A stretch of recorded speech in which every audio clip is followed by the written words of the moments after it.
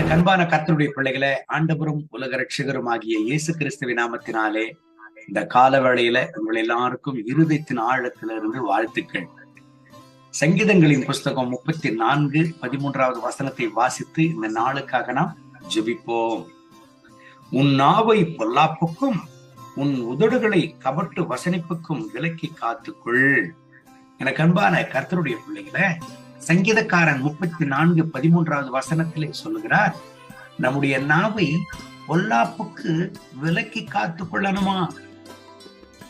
எனக்கு அன்பான தேவனுடைய பிள்ளைகளே, காரணம் எதற்கு நாவுக்கு முக்கியத்துவம் கொடுத்து அவர் பேசுகிறார் என்று சொன்னால், மரணமும் ஜீவனும் நாவின் அதிகாரத்தில் இருக்கிறது. ஆகவே நம்முடைய வாழ்க்கையில நம்ம பேசுகிற பொழுது என்ன பேசினாலும் விசுவாசத்தோடு அறிக்கை பண்ணி பேசணும். பாசிட்டிவா பேசணும், நெகட்டிவா பேசவே கூடாது, அவிசுவாசமா பேசவே கூடாது. நம்ம என்ன அறிக்கை பண்ணுகிறோமோ அதைத்தான் நம்முடைய வாழ்க்கையில நேரிடும். காரணம், மரணமும் ஜீவனும் நாவின் அதிகாரத்துல இருக்கிறதா. எனக்கு அன்பான தேவனுடைய பிள்ளைகளை, ஆண்டவர் நம்முடைய நாவில அதிகாரத்தை வைத்திருக்கிறார். ஆபிரகாமுக்கு ஆண்டவர் அதைத்தான் ஆணையிட்டார். நீ ஆசீர்வதிக்கிறவர்களை நான் ஆசீர்வதிப்பேன், உன்னை தூஷிக்கிறவர்களை நான் சபிப்பேன் என்று சொன்னார். எனக்கு அன்பான கர்த்தருடைய பிள்ளைகளை, அபிஷேகப்பட்ட தேவனுடைய பிள்ளை நாவில எதை அறிக்கை பண்ணுகிறாரோ, அபிஷேகப்பட்ட தேவனுடைய பிள்ளை எதை அறிக்கை பண்ணுவார்களோ அது அப்படியே நடக்கும். காரணம், ஆண்டவருடைய பிள்ளைகளுக்கு நாவில அந்த அதிகாரத்தை வைத்திருக்கிறார். எனக்கு அன்பான கர்த்தருடைய பிள்ளைகளை, இந்த வசனத்தை கேட்கிற தேவனுடைய பிள்ளைகளை, இன்றைக்கு உங்களுடைய நாவை நீங்க எப்படியா காத்து கொண்டிருக்கிறீங்க? ஆண்டவருடைய வார்த்தை சொல்லுகிறது பாருங்க, நம்முடைய நாவை பொல்லாப்புக்கு விலக்கி காத்து கொள்ளணுமா? காரணம், இதே நாவில தான் ஆண்டவருடைய நாமத்தை நாம் அறிக்கை பண்ணுகிறோம். யாரை குறித்தும் குறை கூறுவதோ, யாரை குறித்து தூஷணமா பேசுவதோ, யாரை குறித்து அவமானமாய் பேசுவதோ, கேவலமாய் பேசுவதோ அப்படி பேசவே கூடாது. நன்றாக ஒரு விஷயத்தை கவனித்து பாருங்களேன்.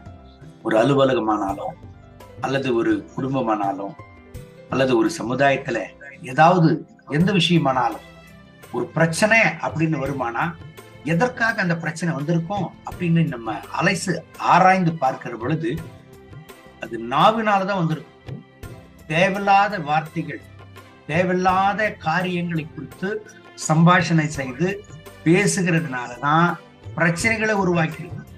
ஆகவே தான் வேதம் சொல்கிறது, தன் நாவை காத்துக் கொள்ளுகிறவன் தன் பிராணனை காத்துக் கொள்ளுகிறான் என்று வேதம் சொல்கிறது.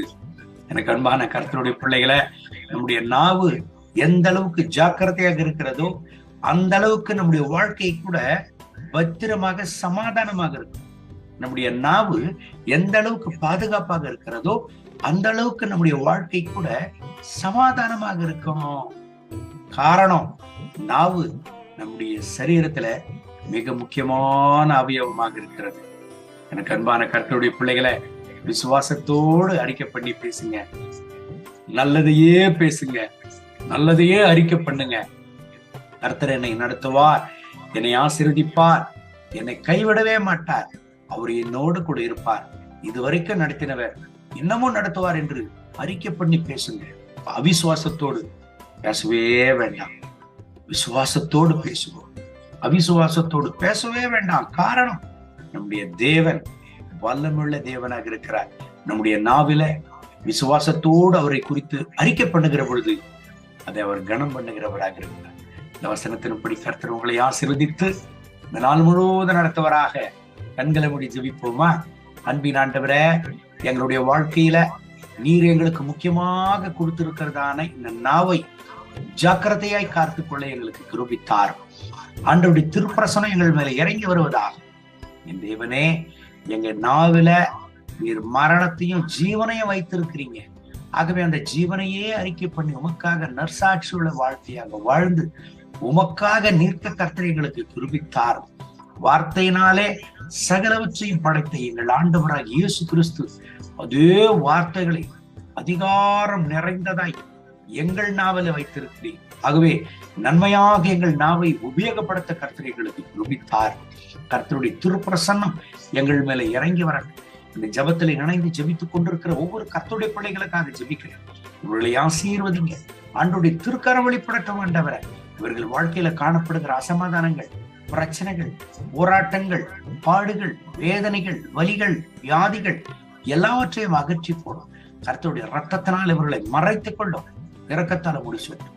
மகிமே கனம் துதி மக்கே இந்த நாள் முழுவதும் உடைய கிருபையின் பிரசன்னத்தினால் நிரப்பி நடத்தும். இயேசுவின் நாமத்தில் பிதாவே, ஆமென், ஆமென்.